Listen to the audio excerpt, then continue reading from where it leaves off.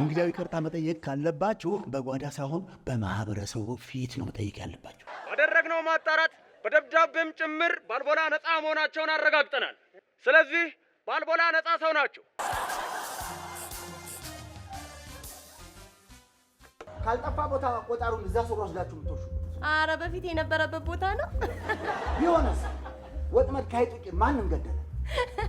ከአይጥ ስታመልጥ ነው እንዴ ዱቄቴ ውስጥ የገባኸው? ምን ነው ባልቦላ ለስንት ኬክ መጋገሪያ ይሆንኛል ያልኩትን ዱቄት ለብሰው ትወጣ? በል አሁኑ ግባና አውልቃት። ይቅርታ በኋላ ስረጋጋ ለሳቅ ቀልድ ከሆነ ማለት ነው። ቆይ እሺ 40ም እሺ 60ም ይሁን ይቆጥራል እንበል። ዜሮ ሻማ ማንን ገደለ? አምፖልማ ነበረን ተቃጥሎብን ነው እንጂ። እና አንቺ አምፖል እስክትገዢ የባልቦላ ስልክ መቃጠል አለበት እንዴ? ባልቦላ ውድ ስልክ እኮ ነው። ስልኩን ከየት አመጣኸው? እና ባልቦላ ስልክ አይወድለትም ያለሽ ማን ነው? አበልጄ ነው ከካናዳ የላከልኝ። ገና 3 ቀኑ ነው። ውይ በጣም ደስ ይላል። ለነገሩ አንተን ለመሰለ አባት ሲያንስብ ነው። አዎ ከቀልዱ ይልቅ እንዲህ ቁም ነገር ስታወሪ ጥሩ ነው። ነገሩን አልኩ እንጂ እኔስ ይሄን ስልክ ያዝኩት እንደ ስልክ አይደለም።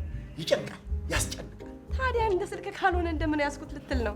እንደ ሱቅ፣ እንደ ምግብ ቤት፣ እንደ ሸቀጣ ሸቀጥ መደብር። ልክ ብለሃል።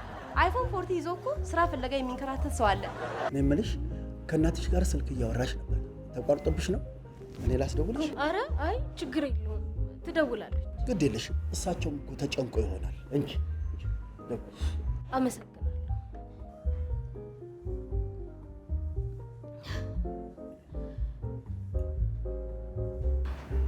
ማርታ ነኝ እማዬ።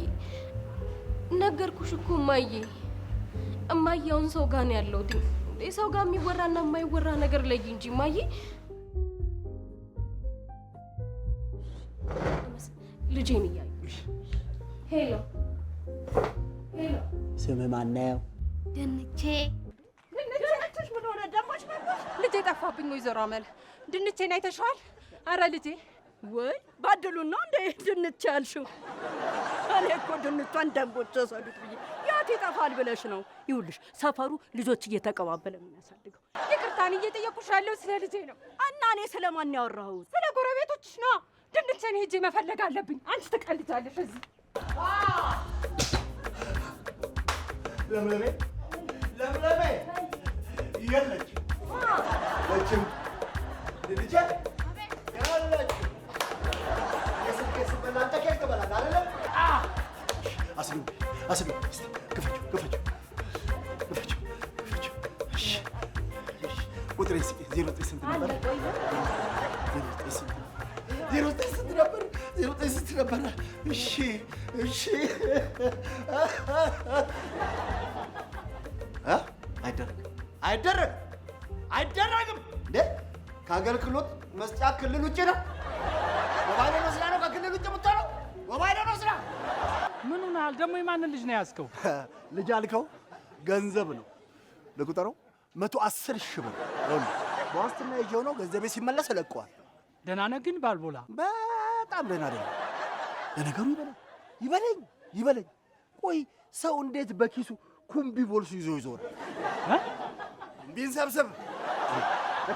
ወይኔ ወንድሜ ወይኔ ወንድሜ እንዲህ ሆኖ አረፈ። ፖሊስ ጣቢያ መግቢያው ሰፊ መውጫው ጠባብ። ጸጥታ። የወሰዷቸውን ልጆች ወዴት ነው የሚያስገቧቸው? አቤት ሲያሳዝን እንቦ ዱብ ዱብ ዱብ ዱብ ሲል ወይኔ ወይኔ ወይኔ በየመሬቱ ሲጎትቱት ደፋ ሲያደርጉት ቀና ሲያደርጉት አቤት አቤት አቤት አቤት ምን ዋጋ ልደርስለት ስል ባልቦላ አራስ ነብር ሆነው ጠበቁ። እኔም ለራሴ ፈራሁ፣ ሸሸው። ዘንድሮ እንደሆነ ልጆቹ ወዴት ተለቃቅመው እንደሚሄዱ አይታወቅም። እንዴ ለራሴ ሰጋው። ኩምቢ ቦልስ። አዎ የድሮ ኩምቢ ቦልስ አስፋልቱ ዳር ቆሞ እየጠበቀው ነበር። 10 ልጁን ይዞ ኩምቢ ቦልስ እያለ ነው የሄደው። አልገባኝም። ቆይ ምን እያሉ ነው? ነፃ ሰው ብለን ለቆኖታል እኮ።